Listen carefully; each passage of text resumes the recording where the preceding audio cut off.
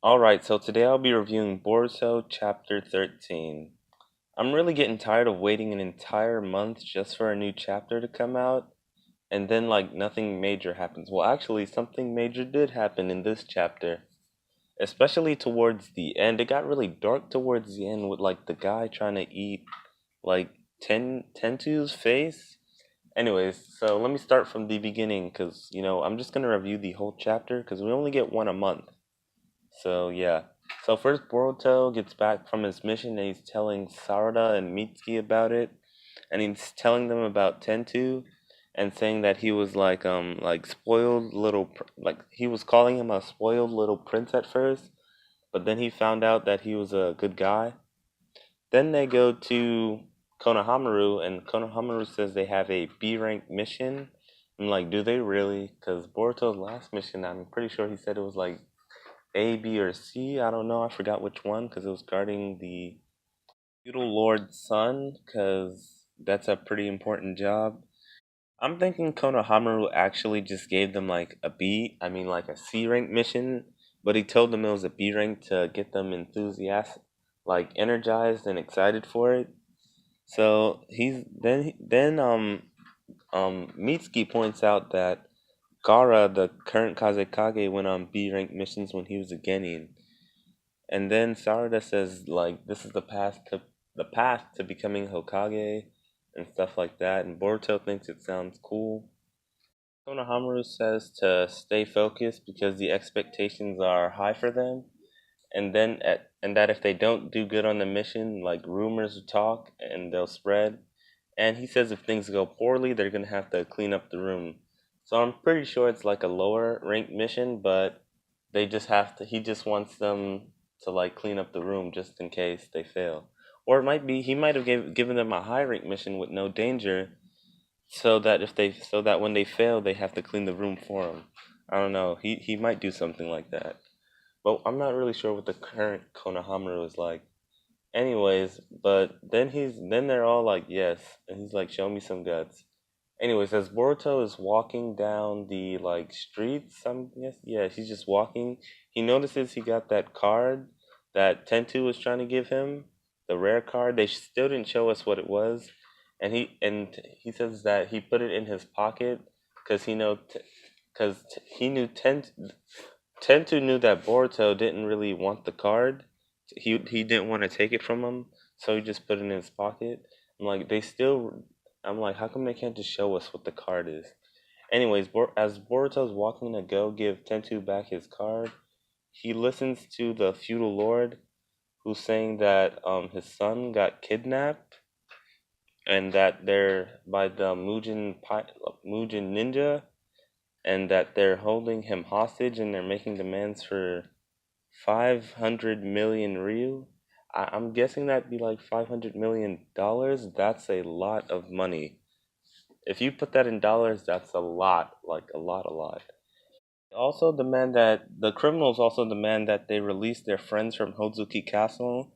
And I was thinking about it, then I remember, oh, Hozuki Castle is that place from the movie Naruto Blood Prison, I believe. Yeah, and that's where they keep all the criminals from like all the other like all of the five great ninja villages.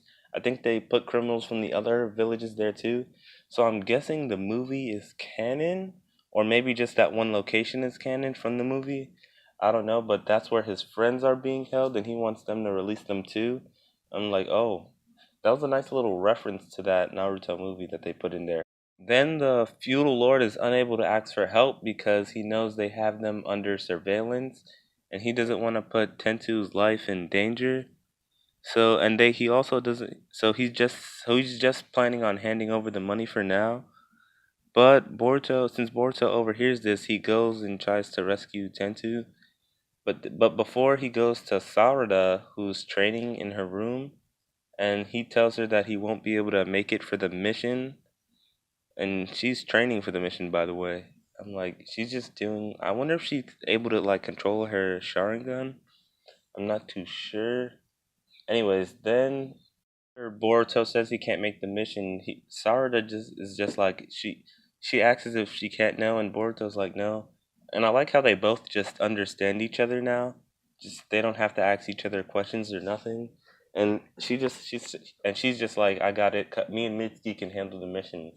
They're probably both stronger than him. And then she's like, he's really gotten all shot down a rot. And I'm like, okay. It's kind of weird. What is the writer thinking? I'm like, what is he doing with these chapters? I'm thinking, is Sakura just a bad influence or something? Because Sasuke's not around? Like, what has she been teaching her? Anyways, then we get to Tentu, who's like, he realizes that he's been kidnapped and he sees his old butler. And then we find out that his butler, Yamaka, and he shows his true identity. And he's like the Mujin boss or whatever. And he says that his old butler is already dead. Then he says that he's been dead for a while now. So he's the one who has that ability to take over people and steal the memories, and the way he does it is just really bad too. His real name is Shojoji. I'm probably butchering his name. Anyways, then he says that then he's questioning Tentu about why he isn't on a card, and Tentu's just like, well, you're not worthy to be on a card. I'm like, dang, even Orochimaru has a card. And then he says that all Tentu is worth is like a card because he can only be traded to the feudal lord.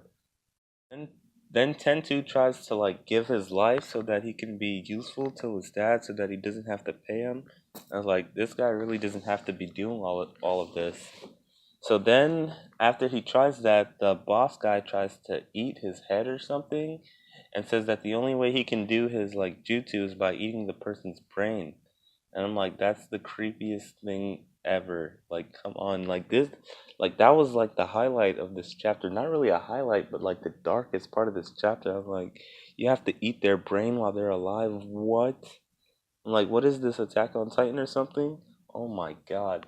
Anyways, then Boruto comes and says like, you got some pretty mean guts after all. And then he's just like, you're late. I'm like, is he really making demands? Anyways, then the guy recognizes Boruto as the Hokage's son, and then Boruto just like, just leave this to me from here on out. This is our work, and then the chapter ends. So yeah, this chapter was definitely, yeah, dark, definitely. So waiting, and I guess we did get something from this chapter. So yeah, that was definitely dark. Like he was going to eat the kid's brain. Oh my god, what is this writer thinking? Like he's turning this into Attack on Titan before. Wasn't he working with Kishimoto before? I don't think Kishimoto would have written something like this. Anyways, that's my thoughts on this episode. Thanks for watching and bye.